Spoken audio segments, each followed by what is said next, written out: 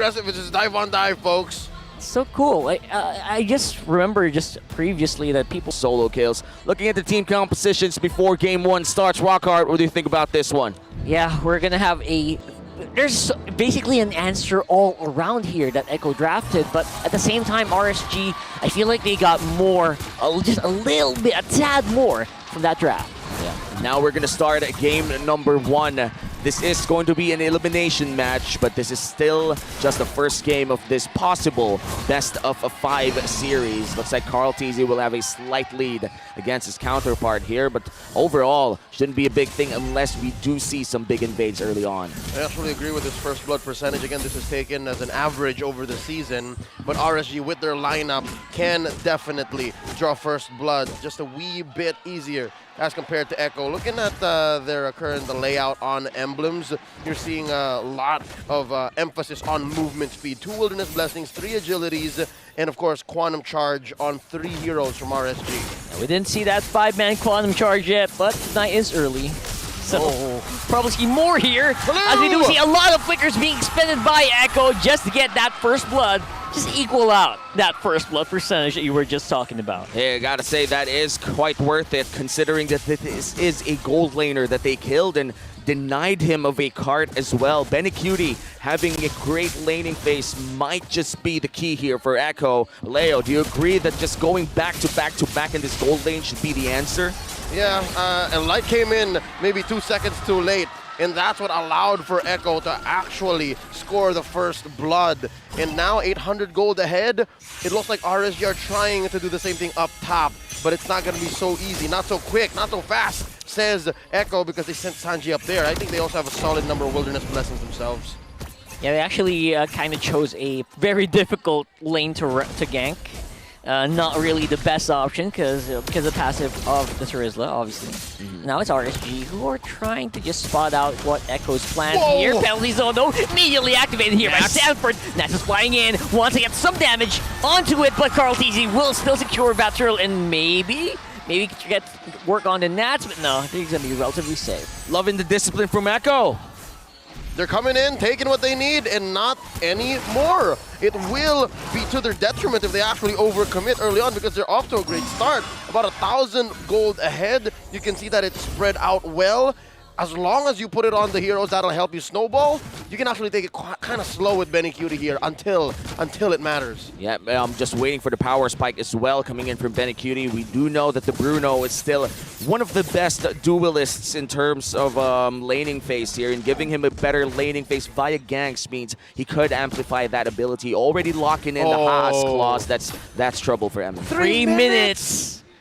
3 minutes? That is, that's the best you can do. I think that's one of the fastest Haas claws so far. Big money Benny. 3 minute Haas claws. Maybe we can make it, you know. We can make that a thing. But yeah, that's impressive. Even Airfills have a hard time doing that before 4, right?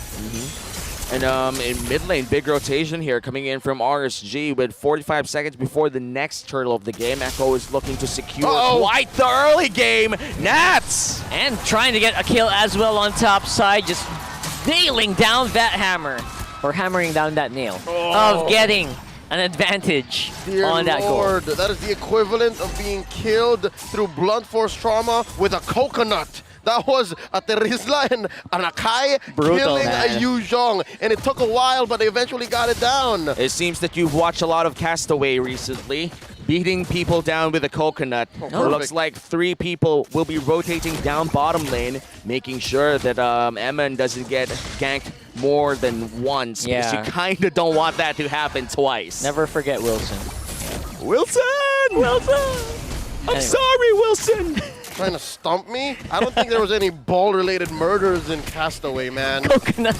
Tom Hanks, year 2000, I watched that at least 3 times. That's right.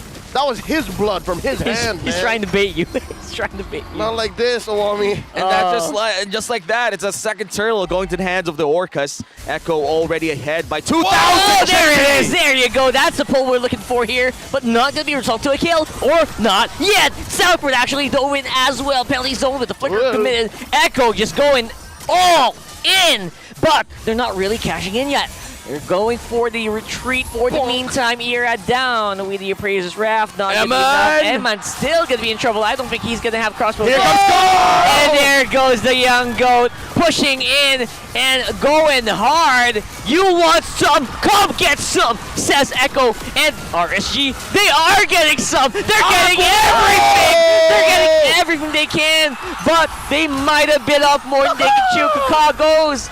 Light looking for Sanji. Flicker committed as well. What a bloody battle! Man, and just like that, Echo still retains their 2K gold lead even after a bloodbath in the bottom lane, Leo. How is a mass graveyard down there? And what made it all the more awesome is both teams obliged. Both teams just threw the gloves off and said, you know what, we're doing this. And what that allowed for Echo to do is actually barrel on forward. Again, it would have sucked if nothing happened, if they did not capitalize. But look at this, because of that rotation, because of how, you know, key people died at the right time, Echo were able to go ahead and be first to the switch up. 6 minutes in, you see that Benny Cutie and Eman are up there in the gold lane, and you see how far up, pushed this wave is. This will set up this turtle great for Echo. At the very least, you know what? They're still fighting. They want to go, but this time around, it's on the top side.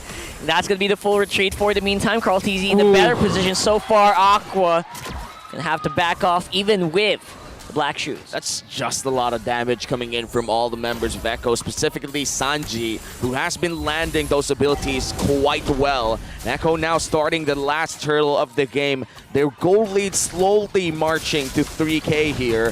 RSG, it seems like they can't stop the bleeding. Yep, they just couldn't catch a break. Can't even contest, and all this while there was a big fat wave taking that tier 1 up top. I saw rotation from down in the jungle. Yeah, even Nats is now double guessing himself. He's thinking, you know what?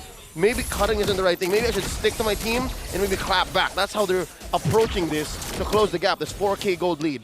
And now with this 4K gold lead, Echo is slowly marching to this big power spike on Benny Cutie. I feel like he's just waiting for that last crit item. He already holds at least 2, you know, the Berserker's Fury and the Haas Claws. Maybe looking for the Great Dragon Spear or something more, but any crit item would do, because Echo right now, they are in good control of the early to the mid game. Now the mid lane turret is the next objective to take. Yeah, and Echo roaring right now, getting ready to go for a fight, waiting for JP to pull the trigger, but it's a no for now. They're revving up the engines like on Benedetta and Irithel. And just like that, the fact that Echo are taking it slow and RSG are following in their pace, they're able to play the map. You saw that. Even Nats could not defend down bottom against Sanford. So yeah, it's a clear sign that Echo are a step ahead. Maybe a step and a half here, 8 minutes in. Hey, I gotta say as well, JP on this Kaja is a comfort pick for him in the regular season. Just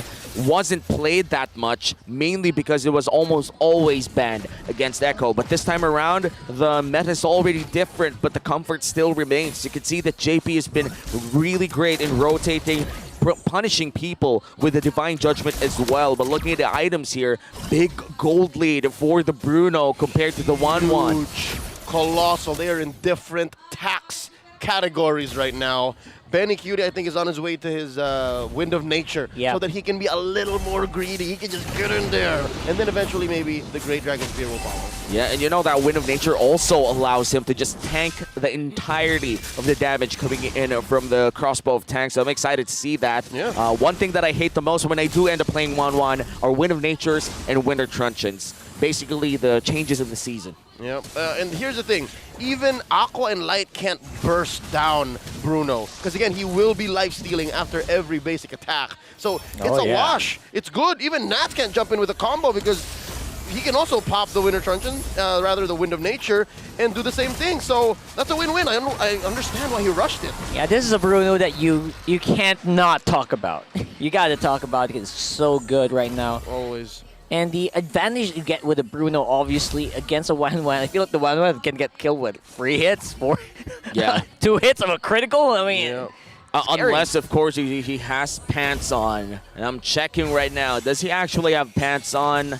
Steel leg plates. Nope. Steel leg plates. He's so far ahead. Yeah. He doesn't need it. And I just got that reference. I'm sorry, I never really watched Tangle. Tangled? Tangled? Tangled? I'm not sure. I haven't opened my... We don't Bruno speak about. Yeah? Oh, I see. Never mind. Okay. Look at this in mid. Echo pushing the advantage again, taking it slow and steady. We haven't really seen any kills in the past 4 minutes now. And they've... Yeah. And I think Echo says it's about time we get one under their belts. Irad's in trouble. Locked up under the turret. Oh, still makes it out. And here's a counter punch. Oh, wow. Light of the light. And it's going to be a fight. There you go. Betty. Trying to hunt down Betty Cutie. And he falls. Oh my god, that is massive. That's a huge chunk of damage taken out from Echo. Look at Nats. Still going Nats. on. Nats saw Benny, and now he might just be in trouble here. Sanford going in with a penalty zone and does take down the Dragon, and Irad looks to be the next person to go down. It's a 2v4 here, and now Sanford half HP. They are so what a bloody fight right now, man. Appraiser's Wrath gonna get some HP back, but the damage is being completely ignored here by the rest of Echo. That's a delayed damage burst. Honda Terizla Sanford takes down Irad. This fight took too long. The humanity, they're still going! Oh, Light, he's gonna have to back off there. Didn't have the information. Gonna have to pull back. The last minute. This reminds me from a scene from a popular movie. I can do this all day. They were literally fighting downstairs, bottom lane the entire time. I forgot the title of the movie. Batman Begins, 2003. I concur. All right, here we go. This is where it started, right? Yeah. RSG knew well enough that if they listened to Nats, if they followed his lead, this would all go according to plan. And it was all on Aqua. Aqua was the main reason why this was such a great engagement. And he dealt the damage that Benny Cutie could not survive from. And eventually there was enough peel for Aqua to just close the gap despite this big 6K gold lead. That's what led to RSG making Echo bleed. And Benny Cutie suffering a death in that entire fight is really huge here for RSG. We know that RSG knows how to play around the late game. And Echo, they love playing from early game to just finishing it via snowball. So I feel like at this point, RSG, their main task here is to make sure that this game reaches to the later parts. But now with the Lord, this is a Luminous Lord. Echo might just find the perfect power spike to just end this all. It's a very far away zone here by Echo, not even letting RSG come close to get any info on the Lord. They're going to have to pay for it here with a bit of an engagement. Irad going to be the one to face check here, but he's going to take the guiding wind. Means Echo might be the one to go for the kill.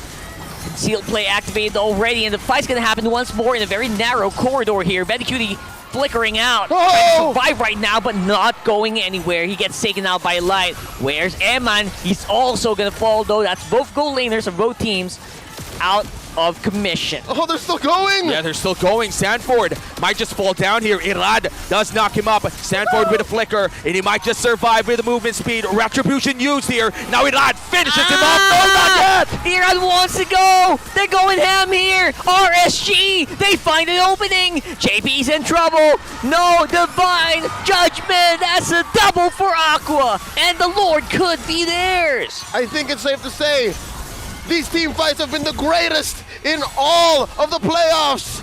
The greatest in all of maybe Season 12. And RSG won. Despite being down 5K, RSG won and they're still going. They're still going hard here. Light with a flight. And as you can see, Echo trying to oblige. But they're not going to be able to push in forward. Does Carl TZ have the heavy spin? He does, but he's not going to risk it. Here Oh, will he? He's going! He's going! He's gone.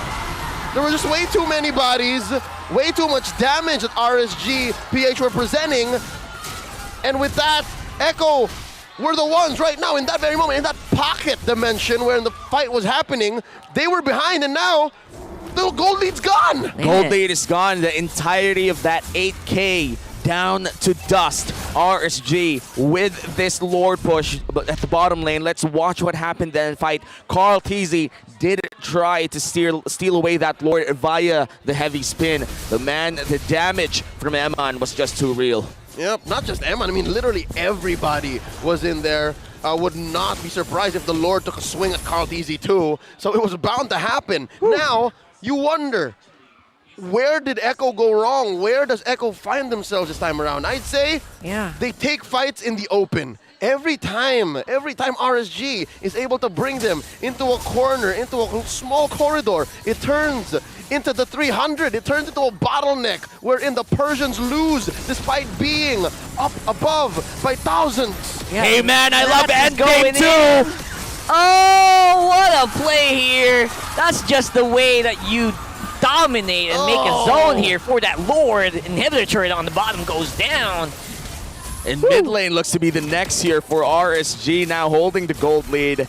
Top lane will be easily cleared out here for Echo, and I do call that a successful defense. Only one inhibitor turret down, but the gold lead already in the hands of RSG. Yeah, it's a successful defense, but this time around, coming in, Divine Judgment! Loves to go for the fight here once more, but even under the turret, RSG is looking really good. Although Irad might not be able to make it out here, Razor's Wrath. He'll get some HP back, but not much. I was trying to say, it's a successful defense, but this time around from the right movie, what did it cost you? Everything. They lost bodies, lost the inhibitor. Yeah, they're still in the game, but RSG now, they got their mojo. They're so confident. They know that every time they want to fight, they can get what they want. Echo, they're on the back foot. They have to pull something out from under. The map has equalized, man. Finally. Mid lane inhibitor down. Yes. Bottom lane inhibitor down. Yes. This Lord, closer to 50-50 than he can get. Man, I'm just... if I'm Echo right now, I'd feel really pressured. I had the best regular season run of my entire organization history. And now we might even get eliminated by RSG if ever this goes to that path. And I just gotta say, this reminds me of Golden State, you know, that 72 and what run, and then not winning the championship. Echo needs to reset. I feel like this is more of I really feel something off here. Like there's something in their communication that they have to fix, especially early on in this best of 5. That, or this could also be RSG from Game 4 last night. They could have literally just pressed load game and then played the way they did against AP Bren last night. They dominated the first grand finalists of Season 12, and now they're doing the same to Echo.